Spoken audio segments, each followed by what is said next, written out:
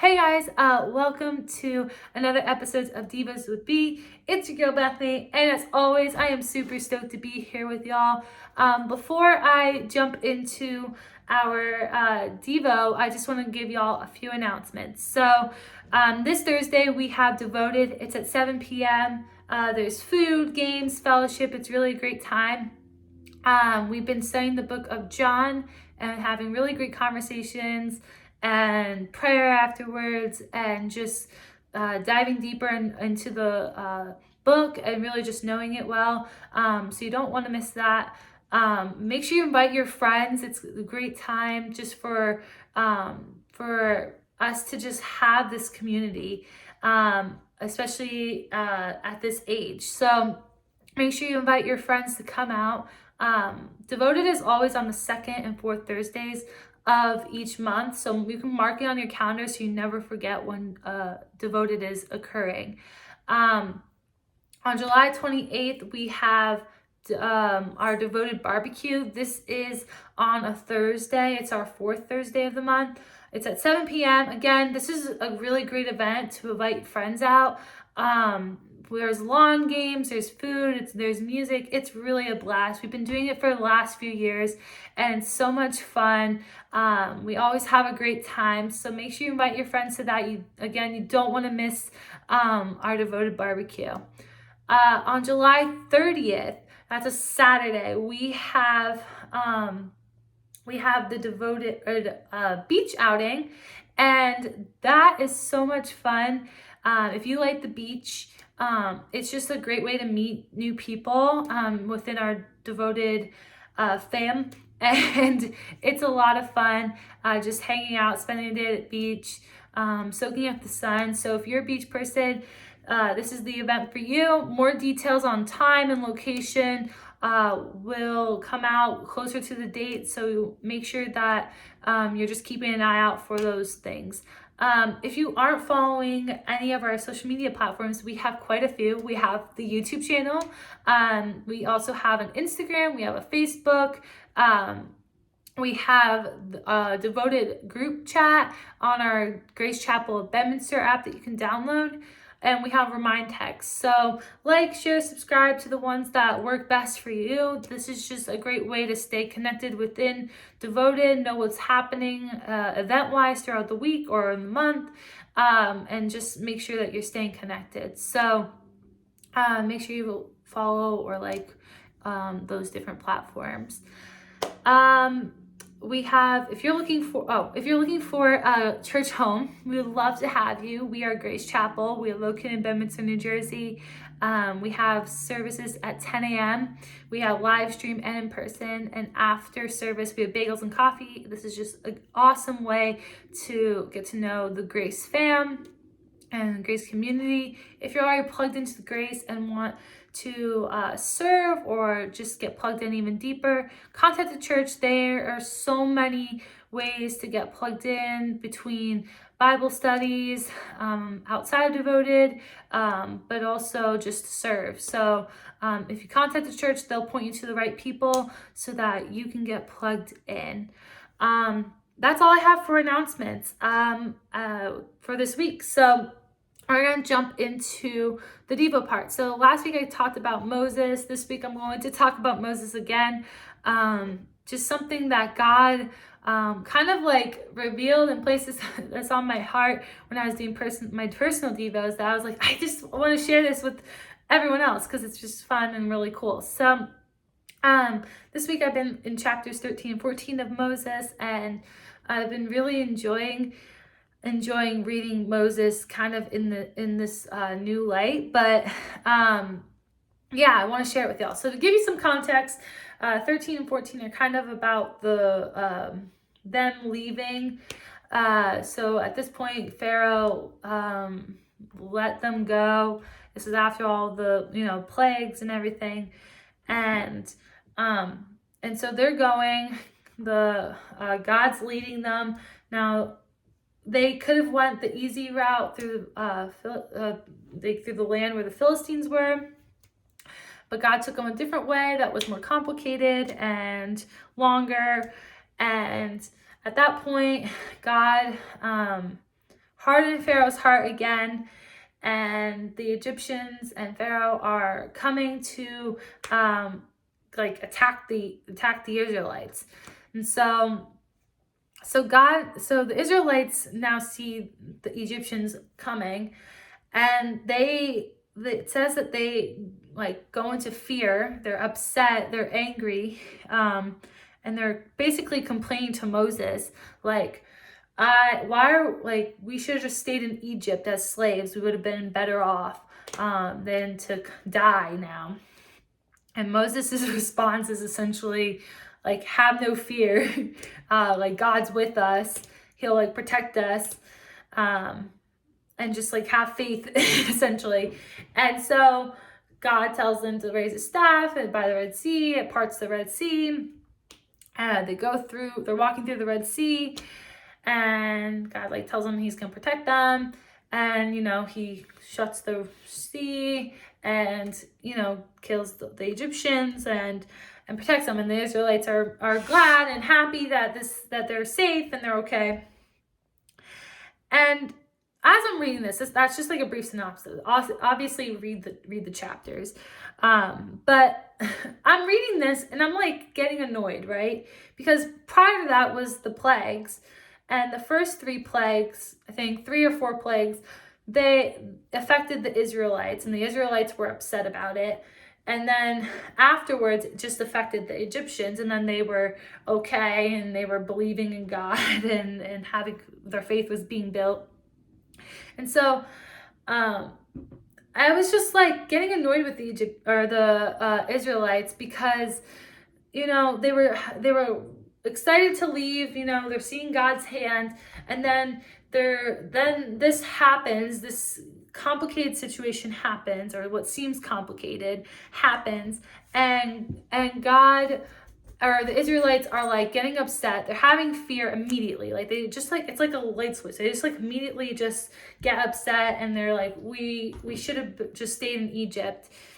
And Moses is telling them to have faith. And I'm like sitting here and I'm reading and I'm like processing out loud, and I'm like, God, this is like annoying. I'm getting frustrated with the Israelites. Like this is so annoying to me that they're just not, that they're just immediately, they're just like upset with you, and they're upset with Moses and everything, and their faith was just like getting weak, and they're fearful, and that's what it seemed. I was just getting annoyed, and immediately God was like, you can be like that. And I was like, oh yeah, I can be like that. And so I guess what I'm trying to say is, like, we can be like the Israelites in those situations where when things seem so well and going so well, we can just have, our faith can be just so strong. We're like, yeah, we're on fire for God. We're trusting God. Our faith is so strong. And then when one little thing seems off, or doesn't seem right to us, or doesn't seem like it should be going the way that it's supposed to be going, or just something gets thrown off, we can immediately be like, well, I want to go back to being where it's comfortable, or we complain, or we get frustrated, or we get angry, or we get confused, and we can be like the Israelites, where our faith just then switches, and we're just letting fear control us, and it can get frustrating. And so God humbly reminded me that I can be like that. And I was like, oh yeah, we can definitely have those moments. But what's also so cool is there are a few things in that situation with God, is that, one, I realized through all these situations, even with the plagues, God, the first few plagues, God, it hit the Israelites and it hit the Egyptians, and then afterwards it just affected the Egyptians. And then even with Pharaoh's heart being hardened, God hardening his heart, and then even through these complicated situations, he could have given them the easier route, and he didn't. I think God did those things for a reason, and I think what it was, to show his power, to show who he is, and it's not God doesn't have to prove himself to us, but their faith got built through those situations. Through that time, having those opportunities for God to just show his power and show his glory, it strengthened the Israelites' faith. And it made them having to surrender and really trust God. And so I was thinking, a lot of times in our lives, we have those moments where God calls us to a place or directs us, and then it doesn't seem right, or it seems more worse than where we were, or it seems more complicated than where we were at, and then we get upset like the Israelites. But then God, when we finally lean into Christ and really let our faith take over instead of fear and complacency, then God shows himself in such a supernatural way. And again, it's not, God doesn't have to prove himself to us, but when we see those cool moments that are supernatural, that are above this world, it strengthens our faith, because we're stubborn. And what's also really cool in that is that God was so like patient and merciful in those moments. Like when the Israelites were complaining, and you see even through the rest of the story of the Israelites being so like kind of hot and cold, with Moses, with God, and just seeing God being so patient and merciful, like he was still with them, and he used Moses to encourage the people and to challenge, to say, have faith, do not let fear come in, and to trust in the Lord, that he's going to provide, he's going to protect us, because he told us that he will. And so seeing that is so cool, how awesome our God is. And these are things that we know, but we just need to be reminded. And so just like seeing it in that light and really like meditating on that this week has been really, really refreshing. And knowing that even though our God is so loving and merciful, he is so powerful, and that we need to have this part of reverence for our Lord. And so I think that's what he was showing in that, is that he's someone to be revered, but someone that he is patient and merciful as well at the same time. And he showed that to the Israelites. And so for us, how can we apply that? And that's what I was kind of thinking, is that we have moments that seem tough. We have seasons that seem super unknown, and we want to go back, and we want to go back to what's comfortable. But what might be comfortable, or what seems, what seems okay for us, is actually not what's right all the time. If God is calling us and guiding us, we need to be obedient, even if it seems unknown, even if it seems hard, even if it seems complicated to us. If that's where the Lord wants us to be, he will make a way. He is above this natural world and what we live in.